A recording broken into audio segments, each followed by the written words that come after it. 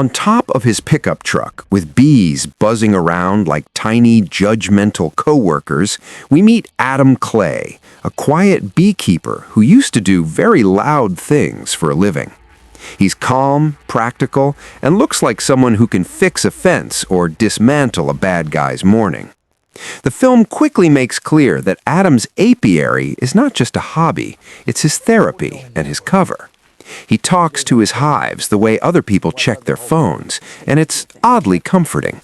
You get the sense he's cataloged every human flaw the way he catalogs the temperament of each colony. Not long after we settle into his rural routine, tending frames, diagnosing a hive, and making honey, Adam is pulled back into a world that prefers violence to conversation. The call comes from a woman who's terrified and a little blunt about it. She claims a shadowy cabal of billionaires and power players are running a corrupt system that ruins lives and then walks away with a smile and a donation receipt. She wants Adam to help protect a whistleblower, but before anything gets organized, the whistleblower turns up dead.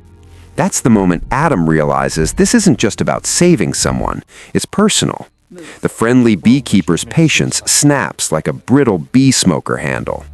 From there, the movie becomes a streamlined revenge thriller with a beekeeper's philosophy applied to assassination. Adam's investigation is methodical. He traces breadcrumbs the way he traces mite infestations, quietly, carefully, then painfully. He meets various players in the conspiracy, corporate types who live in glass and steel, bureaucrats who chew pencils and say, "We're looking into it," and hired hands who think muscle and masks are a subtle form of communication. The writing leans into the absurdity of the wealthy elite's detachment. They treat human lives like stock options, which is enraging, but also, for the audience, a delightfully clear target. To dismantle the network, Adam picks off facilitators, not just face-value soldiers. First, he takes down a mid-level fixer, a man who moves bodies and money, using a combination of stealth, improvised tools, and his knowledge of lethargic rural charms. There's a scene where Adam uses honey as bait, literally. At one point, he rigs a surveillance system with something sweet and a little insect psychology. It's weirdly clever and fits the character's theme: fight biochemical brutality with biochemical curiosity. He's not flashy in a cartoonish way. He's efficient, the kills are precise, and his modus operandi is to send a single pointed message to the cabal's top table. You don't get to ruin people and walk away. Along the way, Adam reconnects with people who know parts of who he used to be. There's a young protege who idolizes the former operator inside him, a tech-savvy ally who isn't afraid to say sarcastic things while she breaks into corporate servers, and a retired handler who offers mournful advice over cheap coffee. The dynamics are human. The younger characters push Adam's rough edges. He answers with dry wit and the occasional eye roll, because of course, a man who speaks to bees is going to have dry humor. It's the kind of banter that keeps things from being too grim, and the film leans into that to give Adam depth beyond the revenge engine. As Adam moves up the chain, the targets get more interesting. A CEO more comfortable with staged philanthropy than accountability. A senator who smiles in committee hearings and does worse in private. And a corporate counsel who rationalizes crimes as necessary business operations. The film enjoys the moral clarity. These people are not complicated villains. They are polished and cruel. Adam's methods escalate. He stages break-ins, extracts confessions, leaves honey-laced messages, and media-savvy exposures start to loosen the cabal's cloak. He's detective, saboteur, and gardener all at once. There are set pieces that combine human-scale cunning with a bruising kinetic vocabulary.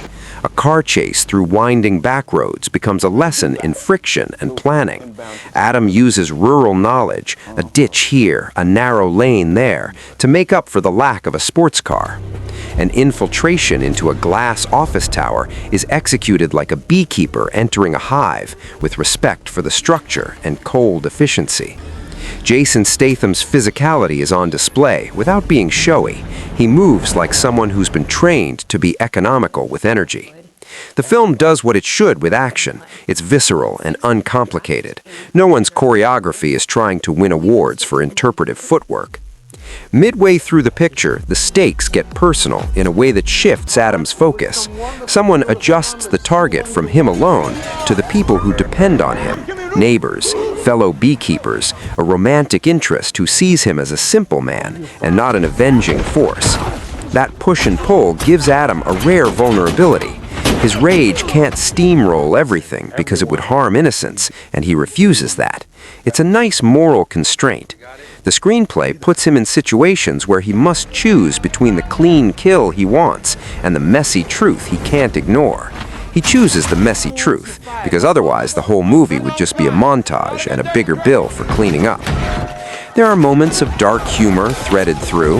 At one point, Adam comments on human behavior the way he might complain about varroa mites. They always bite the thing that's useful. It's oddly charming and sums up his outlook. People will take advantage until someone teaches them consequences. The film trades in these lines like honey, sweetening the otherwise bitter acts of retribution. The antagonist forces respond by trying to outmaneuver him with legal and political muscle. They hire specialists who make subtler moves, smear campaigns, legal threats, and surveillance that tries to turn the quiet life against him. Adam's counter is to outthink them, not just outfight them. He uses evidence gathered from the company's own negligence and a few lucky slips from guilt-addled executives. The result is a slow-burn exposure, corporate secrets leaking like wax, culminating in public revelations that the board's philanthropic facade was a front for crimes. The film rides this to a satisfying climax. The big bad's empire is not torn down by a single punch, but a systematic collapse engineered from the bottom up. The climactic confrontation is less a duel and more a coronation of consequences. Adam doesn't climb a mountain and shout.